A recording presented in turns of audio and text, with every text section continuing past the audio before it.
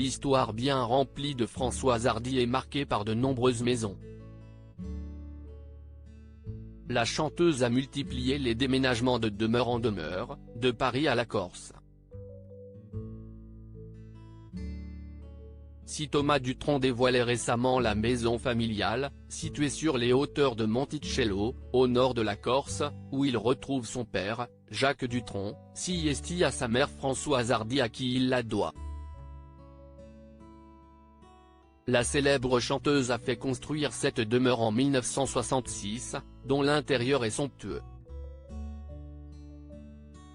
Je suis arrivé ici et je me suis trouvé bien garé, j'ai dit, je garde la place, quoi, avait confié Jacques Dutronc à TF1.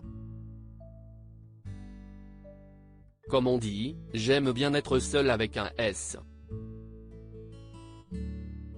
Depuis, leur fils est très attaché à cette propriété et à la terre sur laquelle elle est construite. Et la maison de Calvi de Françoise Hardy est loin d'être la seule. En effet, l'interprète de l'amour fou possède de nombreuses maisons, passées en revue par nos confrères de A2 Magazine. De Paris à Calvi, ces maisons retracent la vie bien remplie de Françoise Hardy. Née dans le 9e arrondissement, où ses parents possédaient un appartement, elle y a passé son enfance lorsqu'elle n'était pas fourrée chez ses grands-parents maternels du côté d'Aulnay-sous-Bois. Puis, son histoire d'amour avec Jean-Marie Perrier la pousse à trouver un nid douillet pour son couple. Son premier appartement sera donc un studio au 8, rue du Rocher, dans le très chic 8e arrondissement. Un logement que l'artiste va vendre des années plus tard, en 1970 pour s'offrir un bien d'autant plus précieux, un appartement au 10, rue Saint-Louis-en-Lille, au cœur de Paris. Si est là où va naître Thomas Dutronc, fruit de ses amours avec l'interprète de Et moi, et moi, et moi. Mais après la naissance de leur fils, le couple emménage ensemble, en 1974. Françoise Hardy, reine de l'immobilier, se sépare alors de son appartement dans le 4e arrondissement, pour s'installer, en famille, dans une maison achetée dans le 16e. Véritable parisienne, Françoise Hardy ne cesse de déménager mais ne quitte pas la capitale.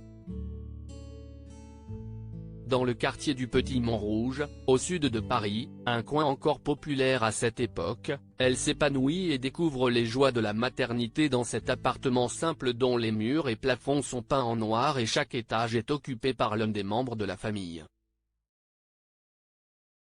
Puis, elle rejoindra ensuite le 16e arrondissement de Paris dans un duplex moderne.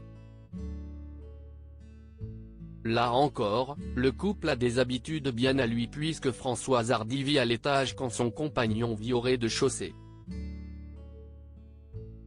Si est très pratique d'avoir chacun notre étage, avait-elle fait savoir lors d'un entretien avec le journal Le Soir, car nous n'avons pas les mêmes relations, les mêmes amis. Françoise Hardy et Calvi et puis il y a Calvi. En effet, depuis 1965, elle adore se trouver refuge en Corse. Françoise Hardy a même acheté un terrain et fait construire en 1966 une maison sur les hauteurs de Monticello, un petit village du nord de l'île de Beauté. Une superbe propriété familiale qui a vu défiler les amis du couple. Et Jean-Marie Perrier n'y serait pas pour rien. Comme le photographe l'a confié à Gala, si est quand même moi qui ai fait construire la maison à Monticello pour Françoise, qui gagnait à l'époque beaucoup d'argent. Et pourtant, je n'y ai jamais habité avec elle, mais j'ai passé 40 ans à rendre visite à Jacques dans cette maison. Quant à Françoise Hardy, si elle voue un véritable amour à la Corse, elle ne supporte en revanche pas voyager et dit ne pouvoir vivre qu'à Paris. Si est donc Thomas Dutronc qui profite des lieux.